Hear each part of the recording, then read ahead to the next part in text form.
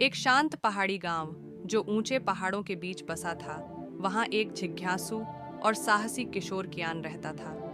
उसके दिन दूर दराज की रोमांचक यात्राओं के सपने देखते हुए बीतते थे, जहां दिग्गज योद्धाओं और प्राचीन खजानों की कहानियां उसके दिल को रोमांच से भर देती थीं। ऐसी ही एक कहानी में सिल्वर फ्लेम का जिक्र था, एक रहस्यमय वस्तु जो योग्य लोगों को अपार शक्ति देती थी। एक तूफानी शाम, जब बिजली आकाश को चमकदार लकीरों से काट रही थी, एक बूढ़ा यात्री गांव में लड़खड़ाते हुए आया। उसने अपने पास एक पुराना झुर्रीदार नक्शा पकड़ा हुआ था, जिसके कोने टूटे हुए और अजीब चिन्हों से भरे थे।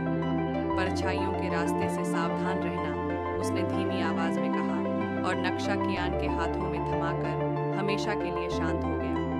रहस्य का पता लगाने के लिए उत्सुक कियान ने अपने सर्वश्रेष्ठ दोस्तों को बुलाया। अमीरा, एक कुशल